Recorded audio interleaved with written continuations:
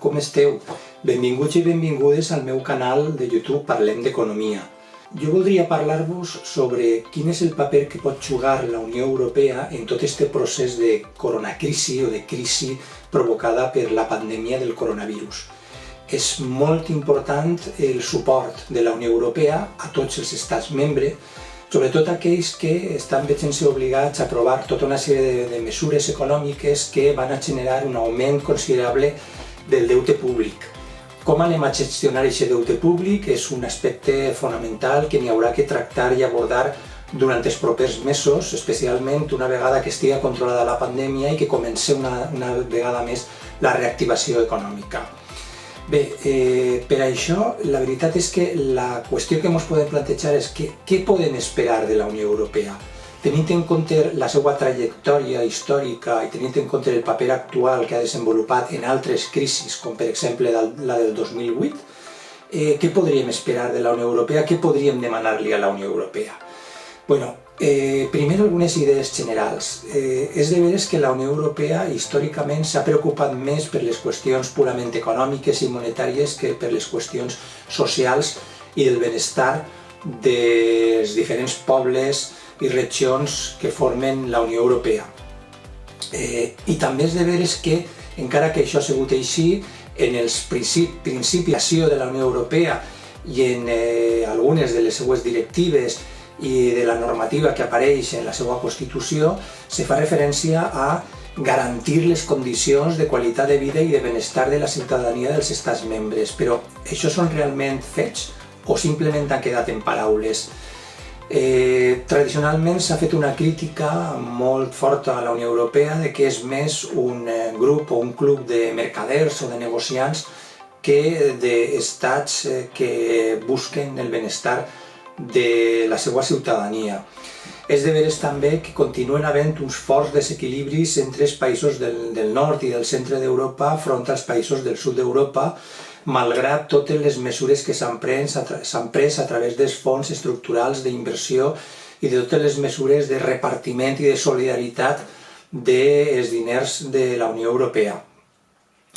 També és de veres que encara que s'ha creat una zona euro, la creació d'aquesta moneda única no ha anat acompanyada de mesures d'homogeneïtzació i d'harmonització fiscal que eren fonamentals i que avui en dia encara ho són més. Partint de tota aquesta realitat, què podem esperar de la Unió Europea? Reflexionem un poc sobre el que s'ha fet fins ara. Fins ara la Unió Europea sempre ha prioritzat els criteris econòmics i monetaris sobre els criteris socials. Ha hagut una prioritat absoluta respecte al tema de l'estabilitat econòmica i el control del dèficit i del deute públic sobre el que seria el benestar social. I durant la crisi financera i econòmica del 2008, el que se va fer va ser, primer, culpabilitzar els països del sud d'Europa per la situació en la que estaven travessant, per una irresponsabilitat i una mala gestió. Segon, exigir fortíssimes retallades socials que va provocar una major profunditat de la crisi en alguns estats, com va ser el cas de Grècia, va ser el cas més significatiu, però en el cas espanyol també se van produir conseqüències d'aquest tipus degut a les pressions per part de la Unió Europea per a retallar en sanitat, educació i serveis socials, encara que va haver un moment en el que se van donar compte de la necessitat de garantir liquiditat als estats a través del Banc Central Europeu. Se va fer una compra massiva de deute públic i això que va aliviar un poc la situació i sobretot va permetre controlar el que seria l'evolució de la prima de risc. Davant de la situació de crisi actual provocada per la pandèmia del coronavirus, què és el que se podria fer des de la Unió Europea?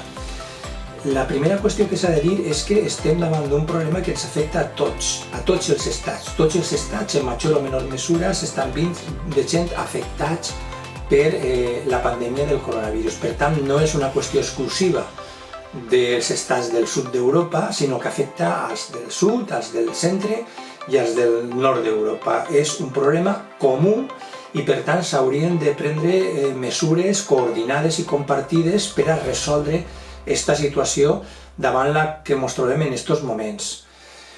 És una bona notícia que el Banc Central Europeu hagi decidit mantindre la compra de deute públic per alguna manera continuar injectant diners i evitant que la prima de risc se dispare. I és una bona notícia també que s'hagi decidit per part de la Comissió Europea relaxar els criteris que fan referència a l'estabilitat econòmica, al dèficit públic i al deute públic. Tot això pot ajudar a fer front a la situació de crisi econòmica i social que ens trobem en aquests moments. Però, en canvi, quan s'ha tractat de prendre mesures enfocades a de quina manera afrontar el nou deute públic al qual s'anem a trobar els diferents estats, així ja pareix ser que és molt més difícil arribar a acords. Existeix la possibilitat d'utilitzar el mecanisme europeu d'estabilitat financera per a cobrir la despesa pública, però això serà suficient? És el primer interrogant que ens hem de plantejar. I la segona qüestió seria, i què se va demanar a canvi?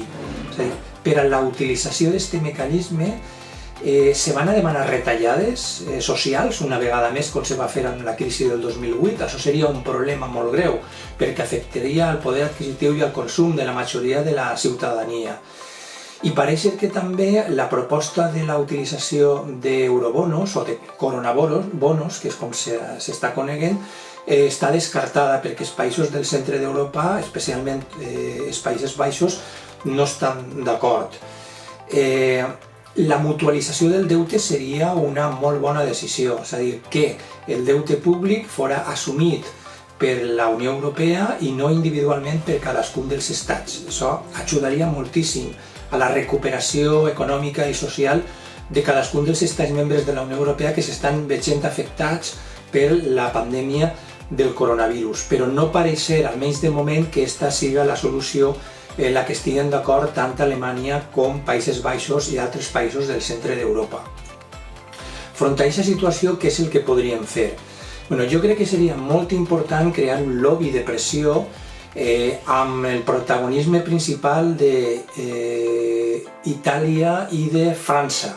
La incorporació de França a aquest lobby de pressió dels països del sud d'Europa seria molt important, en el que lògicament també hauria d'estar l'estat espanyol, amb l'objectiu principal de la mutualització del deute, és a dir, l'emissió directa de deute per part de la Unió Europea i no a nivell individual de cada estat.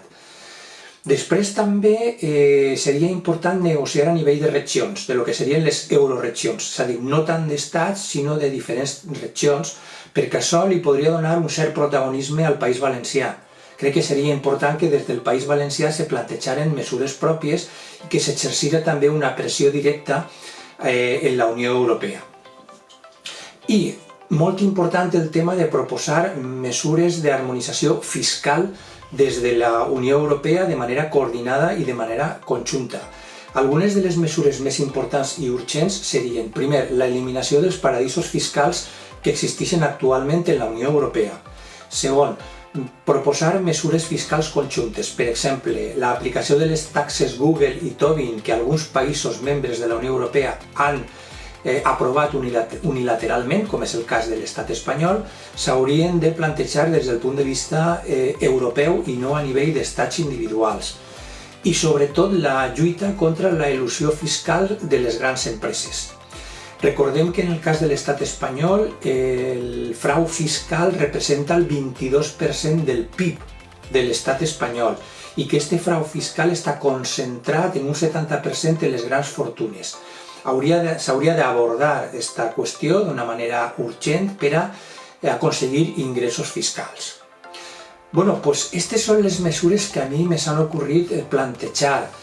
Jo vos animaria a que, a banda de visualitzar el vídeo i que li donareu a m'agrada si realment vos ha agradat, a que proposareu també les vostres mesures a través de comentaris en el vídeo. I d'alguna manera, com sempre vos dic, espero haver-vos ajudat a aclarir algunes qüestions sobre aquest tema i a que pugueu reflexionar i prendre les vostres pròpies decisions. Moltíssimes gràcies per la vostra atenció i fins a un altre vídeo.